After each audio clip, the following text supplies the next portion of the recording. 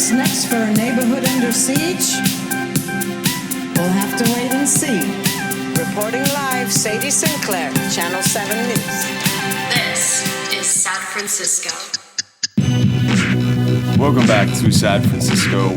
Pro-genocide politicians like Matt Dorsey, Scott Wiener, and Rafael Mandelman are the extremely corny gay faces of San Francisco politics right now, with their anti-ceasefire declarations and conflating anti-Semitism with anti-Zionism, saying that if you are against Israel, you are racist.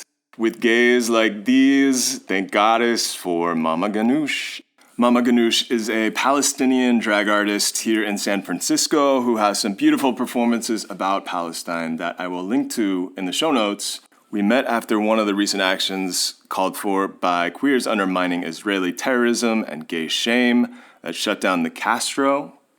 And they have this energy that reminds me of, oh, why do people want to be in the Bay? It's because somehow this place attracts energies like the energy of a Mama Ganuush. Thank you over and over to them for being generous with their words. If you like this show, you can go to patreon.com/sadfrancisco and find links to our past episodes and help out, throwing us a few bucks to help pay for the making of the show. Appreciation to everyone who has helped out so far. Here is Mama Ganuush. I know you have family in Palestine. Could you share how they're doing? Well, actually, an hour ago, one of my cousins is still in Al Maghazi camp, which he's staying by the schools. And it's funny enough because staying by the schools is actually unsafe. These are the unsafe areas that you stay in, which is opposite to what the UN says, that the schools should be the protected areas. But now they're bombing all the schools basically in Al Maghazi camp. And my cousin, we lost contact with them for the past hour. The last hour was the last time somebody told us, like, we tried calling him, but he's not answering since like the past 9 hours. So it's like, this would be cousin number 206 that died if that happened to him. So that's like a lot of people. So yeah, I don't actually know. I know that some of them that went to Rafah were a little bit safe, but Israel, the IDF basically took over the borders with Egypt. So they basically surrounded my family basically in Rafah, and they started bombing Khan Yunis and bombing Rafah, which is like, this is the place that they told people to go to.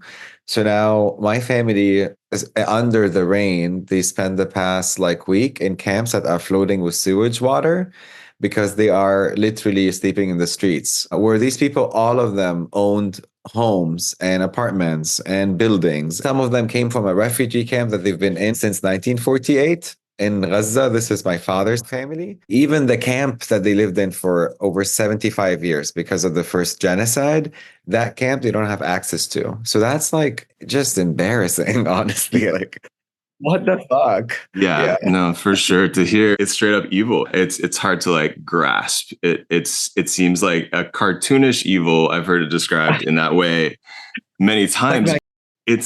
I don't know how else to describe it.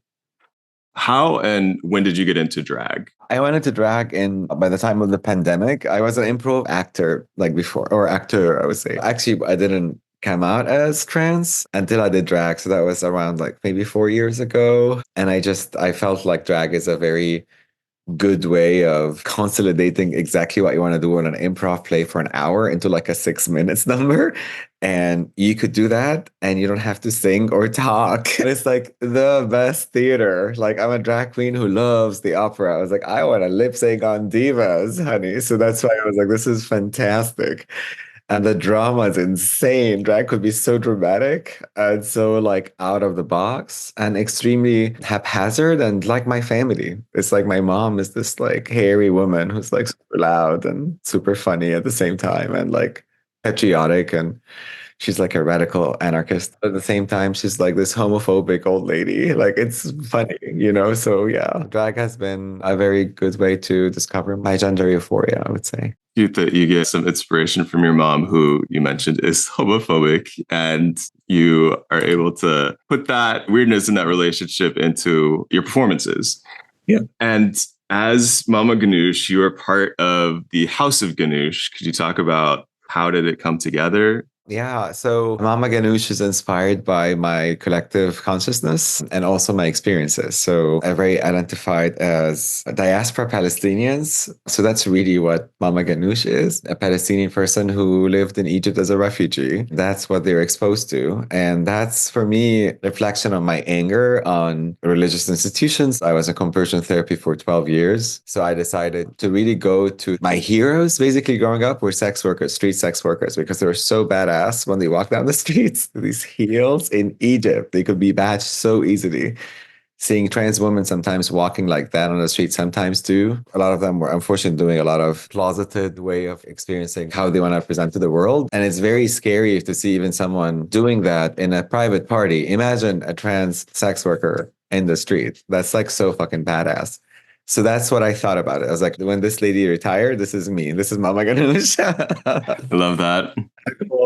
Who's extremely educated, who's like very gracious, but at the same time radically positive about who they are and their sexuality and just the freedom of doing whatever the fuck you want with your body. And the last thing is, it's a patriotic lady. I grew up in a household where my parents, both of them lost people in the first genocide, the second genocide. My father was part of the Marxist sort of resistance. They were called the Jabha Shabiye, or the People's Front. So my father was an anarchist. My father was imprisoned in Egypt by Nasser in the 60s and imprisoned by Israel for being in the resistance. So I come from a family of resistance. Yeah. So that's why I was like, I want to express that, but in how I express to be free, I have to be free with my identity, my sexuality, and then I could be free for my people. So that's what my drag character is. She's a badass trans person. I love that. Also wondering, you've recently done some really, I think, moving performances, which we will link to in the show notes, that deal with the genocide in Palestine. Can you talk about how these performances have come together? Yeah, I mean, my goal. Thank you so much for that. I also thank you for seeing my stuff. That's like heavy shit. Like I the only problem is that I have to do like some form of trigger warning before that, but I try not to do blood or anything. But genocide art is triggering. I don't know how to do that in a way that is safe for people sometimes. I usually, my performance, what I like to do is bring the reality of what's going on right now with my people in the space, in a place that people would see it, but they don't freak out. It's not like I'm watching Al Jazeera because I'm not a human being. I'm not made to see this all the time. So, for example, the sounds, I usually, in my performance, I incorporated what the sounds of Gaza would look like. So the Gaza had the Azan with the Islamic prayer. It has Ave Maria, which is all the prayers when any of the bombing happened. All the churches and mosques are praying to God at the same time. And then there is bombings. And then there is, at the same time, this is how Gaza sounds like. And a screaming woman after her house and her son. And songs of resistance. This is what people in Gaza are. They sing and at the same time they resist. This is like their daily life. They're not like in resistance. They just love joy. Old Palestinian songs sounds like dancing. If you don't know the words, it's a dancing songs. All our songs are about celebration. So I always wanted somebody to see that. And unfortunately that I have to do this, I have to humanize what Palestinians look like. And at the same time, my version of humanization is like, I'm queer and I'm trans and I'm an anti-Zionist and Israel would never free me. Like, I want you to see me. This is me. Like, I'm not jihadist, which I actually respect jihadists, whatever the person is, as long as they're not doing anything terrorizing for people. Like, whatever the ideology, or in America, we have bad shit conservatives in the Southern Baptist Church that literally hold signs and do more harm than other like conservative Muslims that might be also homophobic in the Middle East. None of these people deserves a genocide. Like, if you think about Palestinian genocide because they're conservative, think about your racist uncle in Milwaukee. You love him, but you don't want him to be like killed and raped in front of his family. This is not what it is. So just trying to humanize Palestinians. It's part of my job, which is really sad to say that, but it's not new. Like, I feel privileged because my Black comrades and other people of color, people that came here in like human zoos, I didn't have to experience this, but I am now witnessing it because I realize how Zionism just ate this country inside out. So it's like very personal to me because I'm Palestinian. Yeah. Yeah. No. And it's super frustrating that we know the money that the US is sending over there right now is pretty much funding these kinds of PR campaigns.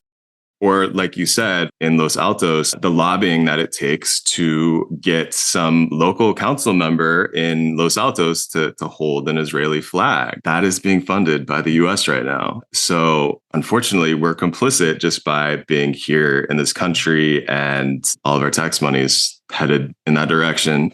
Do you do anything to exercise your voice before or after your chants during protests? I know that everybody is showing up for Palestine. It's awesome, but these are literally my cousins. Imagine your cousin is getting bombed. If they don't cease fire, these people are going to lose their lives, people you grew up with. People, you know them, you know their children, you know their stories. So that's what I mean. You have to do that. Like, you don't have other choices. But if you're in solidarity for other people, yes, you show up. Like, I am now showing up when I'm thinking about other people in the protest.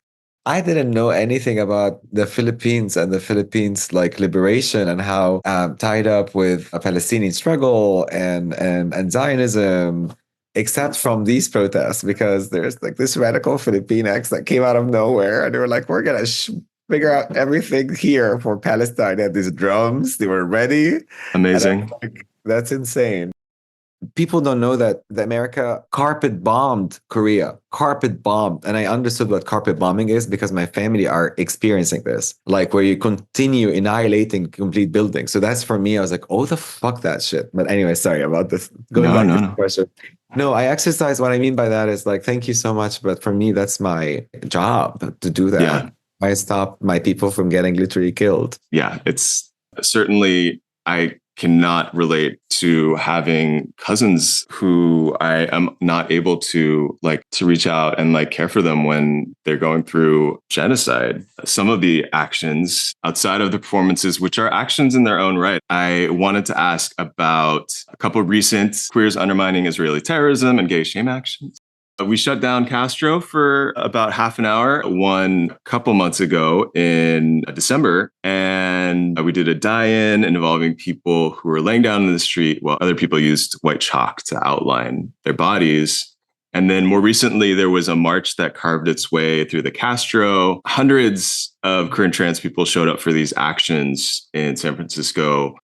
Why do you think that this issue of Palestinian genocide is one that resonates with so many queer people? Yeah, because it's about oppression that you know that it's oppressive and that most of the community knows it's oppressive, but nobody could do anything about it because of a racist few or oppressive few. It's a system of colonialism that's turned into just corporations running the government. It's like basically you're living in an ecosystem that is designed to oppress you. And the only one who could understand, not the only one, but I feel like queer people resonate with this because they are oppressed in their own homes. And this is how Palestinians feel about when they live in their own homes. They're oppressed on the street. They are vulnerable to be batched. They might be killed. They might be shot. They might be abused. This is very much the Palestinian story. So I feel like this is where queerness and the Palestinian genocide, it's a queer issue.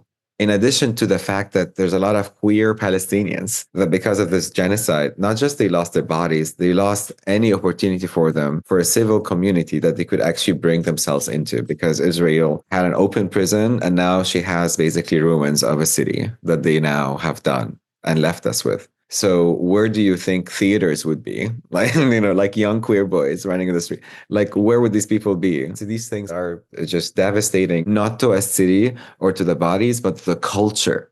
Like it destroys a civilization. Like Israel destroyed a civilization, a decade of civilization in this city, 100 years worth of buildings. But even this just apartheid time, this past 18 years, people build history, they build art, they build cities, they build hopes, and all of that has been shut down. And that's how it feels when you're a queer boy who's being shamed for who you are, or a trans person who you're stuck in your own fucking body and nobody's allowing you to leave. This is how it feels when you're Palestinian. Yeah, so beautifully I'm also put. speaking my own trans experience, so that's why it's like a mix of both. So I feel like that's my experience. I feel like everyone's experience. Yeah, a huge part of what I appreciate about your performance is, like you said, it's in part a means of humanizing Palestinians and taking them out of this category of like othered. And one of the major ways that Zionism dehumanizes people is by destroying culture, like you just said, destroying theaters, destroying the buildings where art and music, dance was produced. And yet, these things are happening in Palestine right now. Related to what you were saying earlier, one of the common misconceptions that Zionists spread is that Israel provides this safe haven for queer people. You kind of hinted at this before, but queer people who express support for Palestine, including this podcast, we've gotten comments like, you might want to find out what they would do to you before you put out this message of solidarity with Palestinians. And for one, you already mentioned how there are queer Palestinians, there are trans Palestinians. So it conflicts with just the bare reality of the situation. But can you also talk about how pinkwashing distorts impressions of Palestine here in the US? Yeah, thank you so much for this question. And it's funny because, first of all, if you're queer or pro-Palestinian, and if you ever show up to Gaza or the West Bank or any other Palestinian city or met a Palestinian person, they're going to offer you tea. That's what my people do. They offer you tea. They're going to talk to you. They're going to shit on America for a minute because they're all angry. And that's really it. I promise you, because that's my own experience.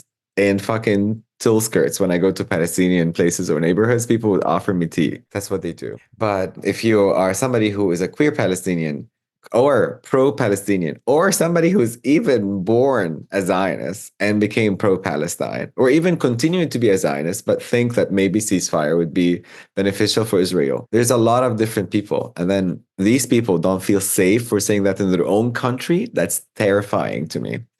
This is the power that the Israeli apartheid have on queer people and queer voices in this country, not in even Palestine. Imagine in Israel, queer people are Palestinian-born Israelis. They were born under the Israeli citizenship. The small percentage of Israel displaced and moved them around like toys, and then put them in resembled concentration camps, and then they moved them out cities. Some of them happen to be queer.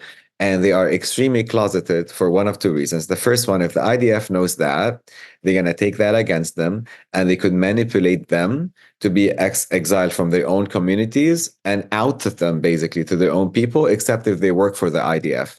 I have 4 people on asylum that are in Europe because of this, cases like that.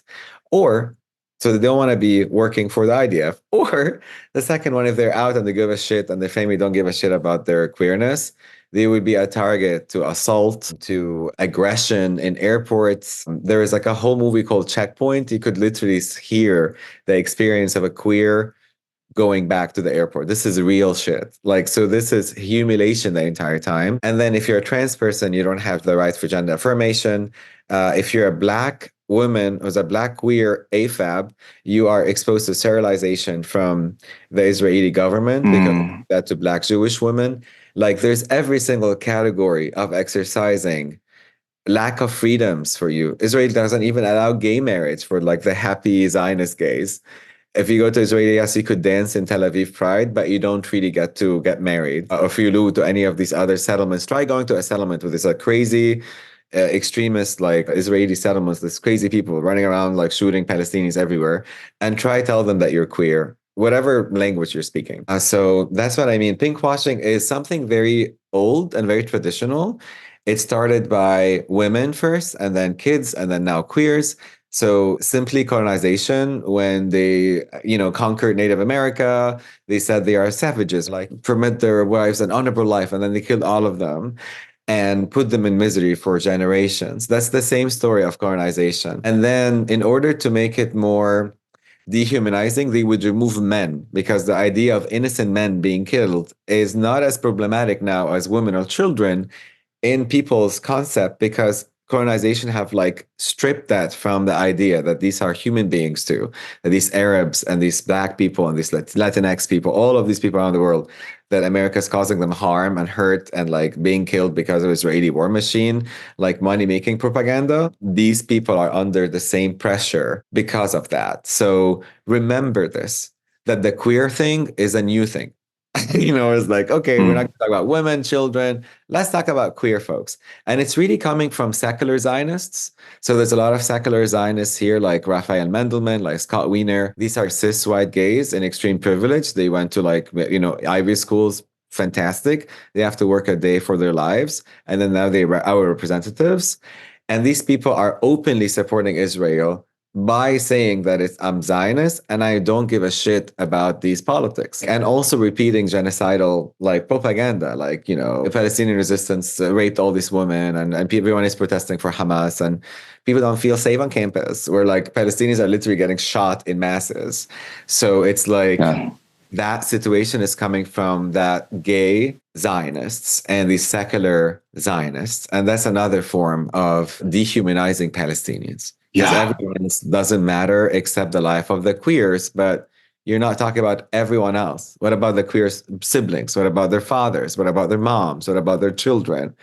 Yeah.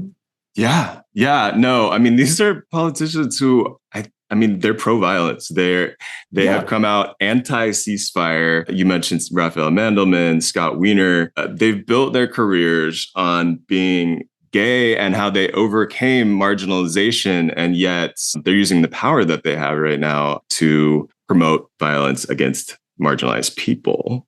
You know what's scary? That they are believers. They are zealots of this idea of severe subhumanization of Palestinians. They are believers in this. Because what else do you think?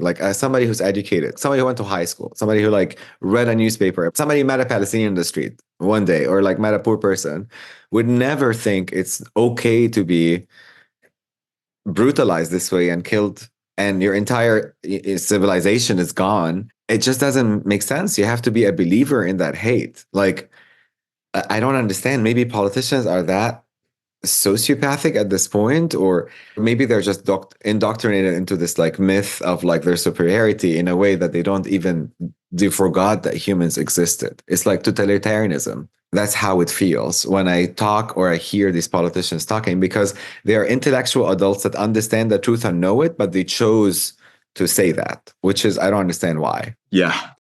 On New Year's, people came out to Japantown.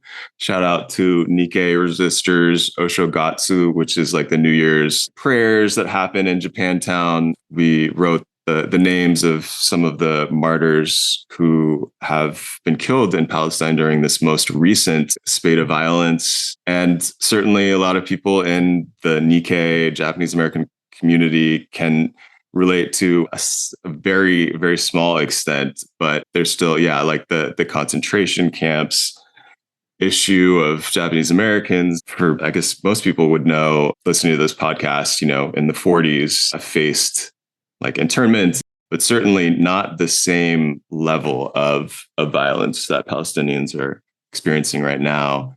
Anyway, sorry, I cut you off. No, one thing also I want to say is that there is lack of recognition for the Japanese American and the Japanese people, but within the diaspora, the Japanese American suffering and experience in education is wiped out. You don't know anything about the destruction of generation wealth. I have a friend of mine that his grandpa had a farm, and then after that happened to them as a Japanese family, they lost all their wealth, and then yes, it survived, but mentally there's so much trauma and mental health and lack of opportunity. You destroy a generation of people, and you can't even recognition that in your American politics. It doesn't even surface in education. Me as a Palestinian empathize with it, because our story is so oppressed from being told, very similar to a lot of diaspora people that happened to them in this country. It's terrifying to me that this happens to people who still survive that right now, and they don't have the recognition. Yeah. It's just, And also the US destroyed both civilizations. These are civilizations that the US destroyed. Yeah. I am so stoked to have you in town. I wanted to ask, if there is a way that people can help who are in San Francisco, or how they can help outside of San Francisco as well. That's a really good question. So, and I asked me before what I do in addition to using my voice is boycotting is extremely powerful. There's a whole report today on how McDonald's is freaking out because of the losses in revenue. And boycotting is something that right now the world is changing against the US just because some Yemenis blocked the trade routes. And that's boycotting.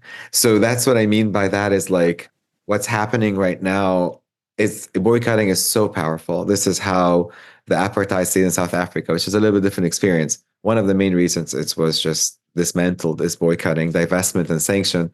You just have to know that your local politics, over 30 states, including the state of California, you can't, as a federal state or a city government or anything like that, boycott, divest, or sanction the state of Israel. This is the only place in the world that does that, which is insane. Yeah. So just remember that and continue boycotting yourself, but also pushing politicians to boycott, divest, and sanction on at least local city, colleges, and institutional level. And then the fourth thing is protests, show up. It makes a lot of difference when you show up because you build community, you understand each other's history, you become like one together as long as it's safe for you, of course, it's comfortable. Show up to your local representatives, continue talking to them. We're human being completely erupted our life to remember that we have to do something could cause us to be either afraid for our seat, to lose it, or just humanly, we don't want to do that anymore. So I would say like continue protesting. And then the fifth thing I would say is center queer Palestinian voices as much as you can within your own community because we have to learn from each other and collaborate. And this is what I want to do is centering also queer and trans voices of oppressed populations. And we're starting a collab for this. So we have an artist collab that is anti-racist that we're starting. And we're going to put on some parties soon in the city. And we are starting a collab BAD. It's another collab that Lotus and Hardeep started with a bunch of people to support drag artists that are anti-Zionist, anti-racist. So we are building coalitions. So join one of them. And if you want to know more about it, you could reach out to me on my Instagram is Mama Ganuush, or my email is ganushmama,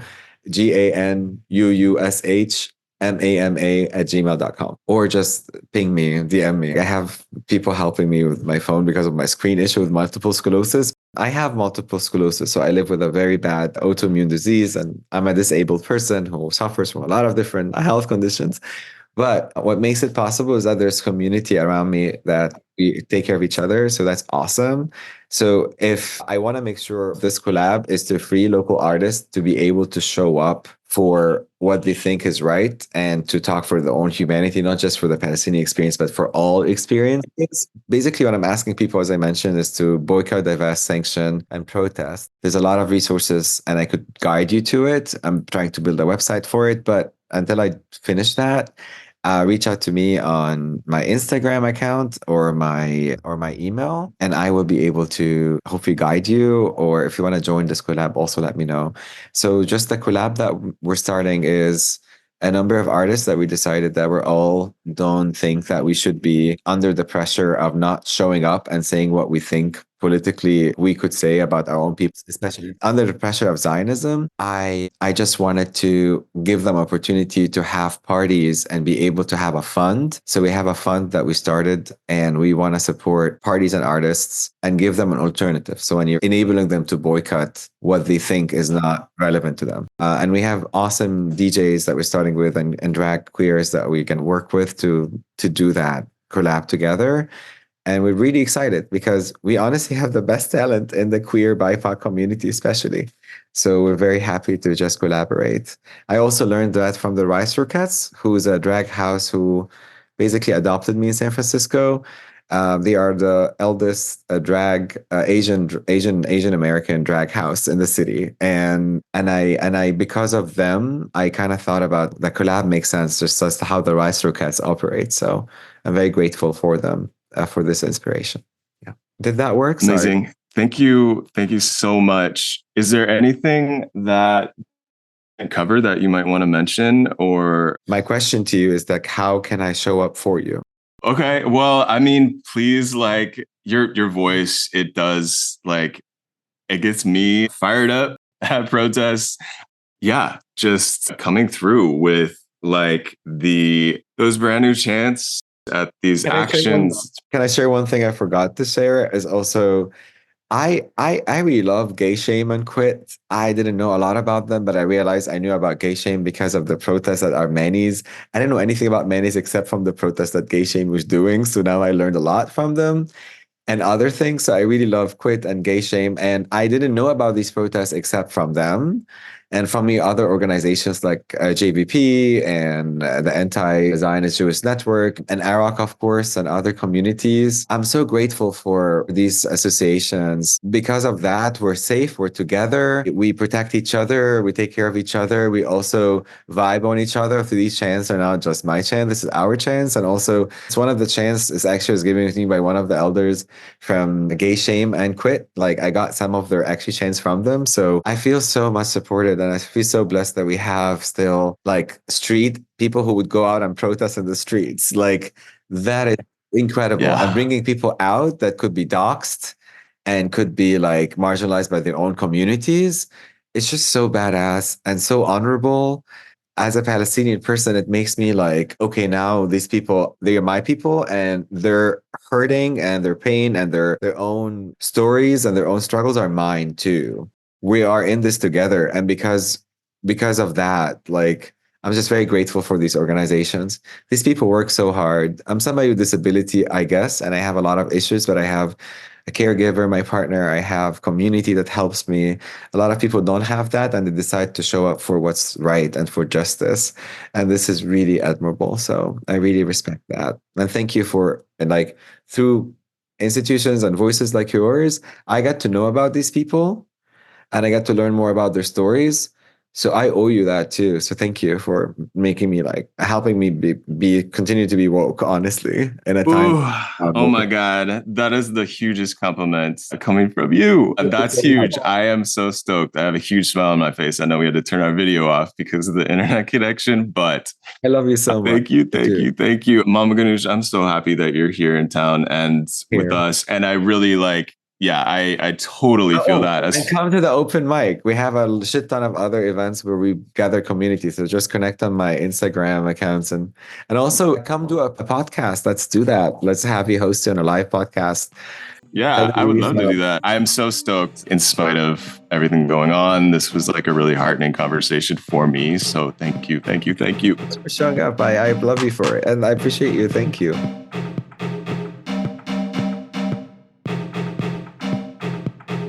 Thank you so much to Mama Ganuush.